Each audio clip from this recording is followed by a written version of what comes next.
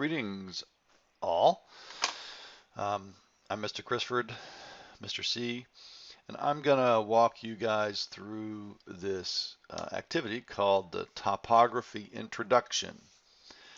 This is designed to introduce you to how a topographical map works, contour lines, things that have to do with topography. All right, so the way we've set this up is in Google Slides. You're going to basically be annotating the map that we have here and then answering some questions about it. So what I'm going to do here is twofold.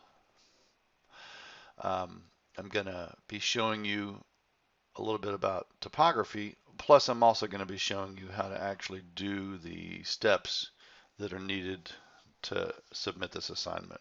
Okay.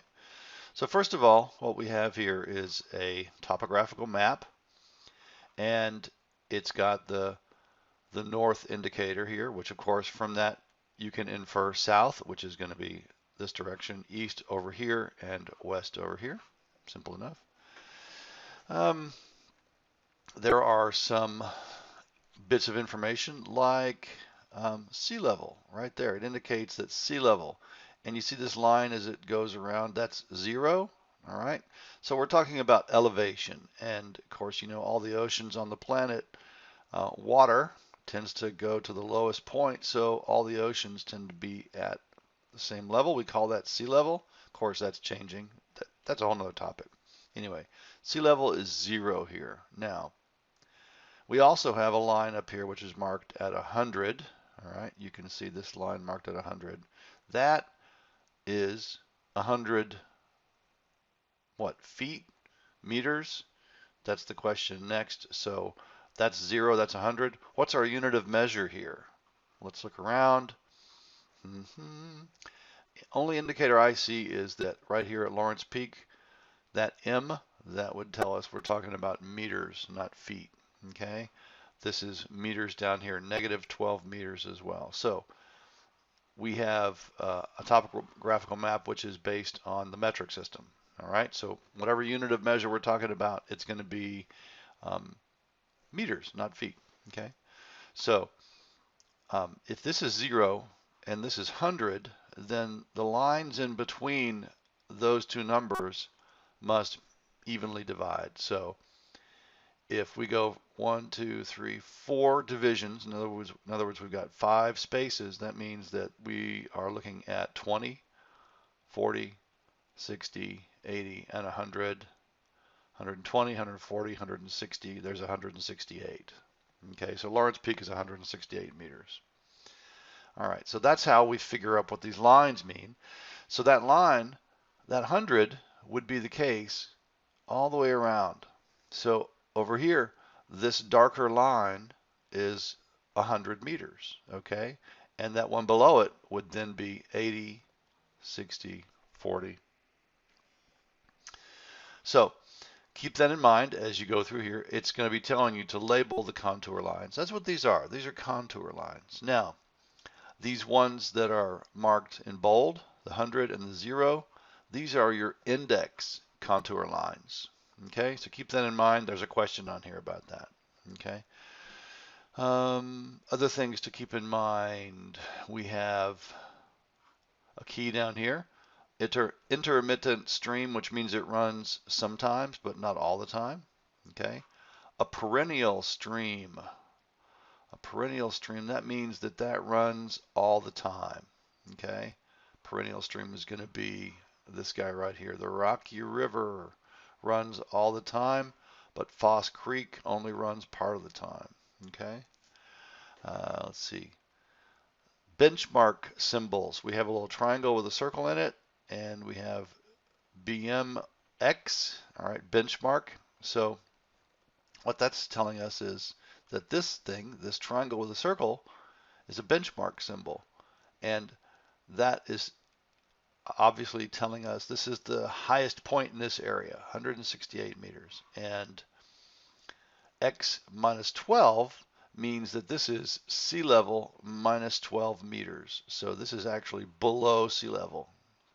Etheries Dry Lake. 12 meters below sea level, below this 0 line right here. Okay. All right. So that's what the map is showing us. Now, let's look at how you are going to be annotating this. So the first step it tells you to take care of is to label each contour line with its elevation. Hang on a second here. Happy St. Patty's Day. All right.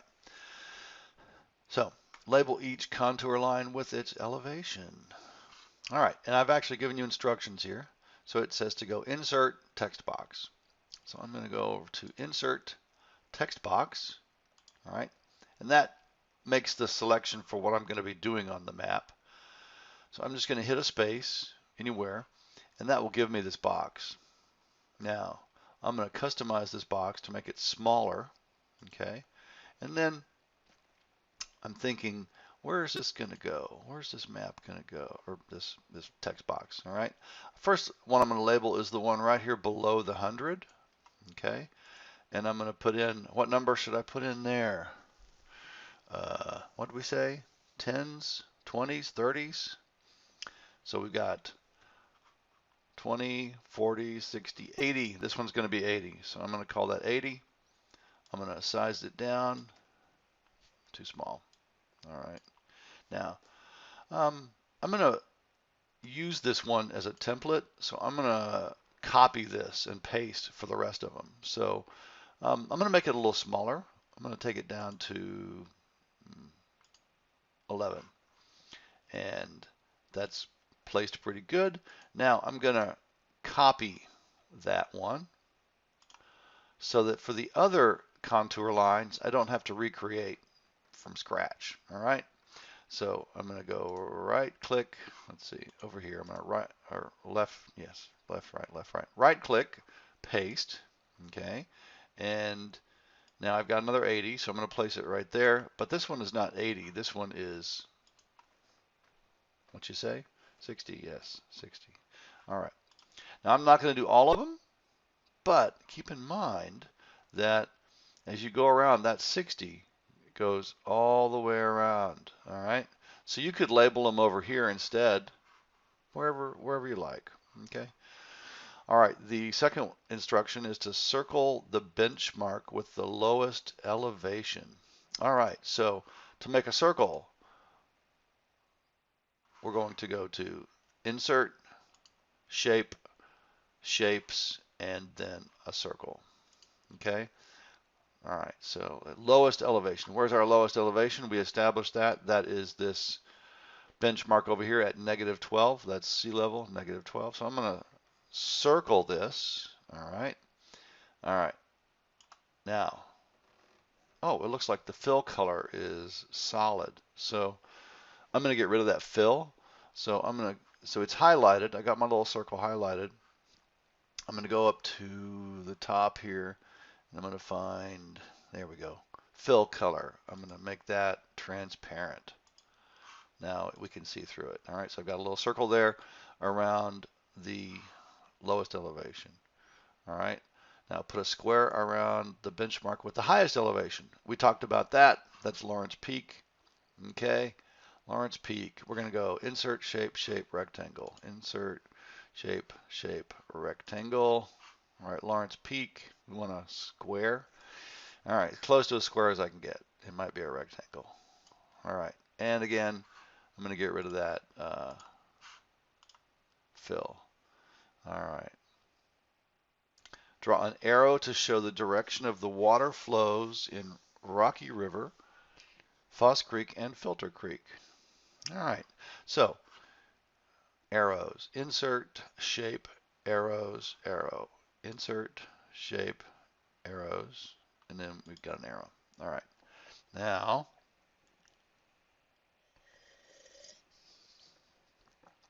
forgive me, I'm talking.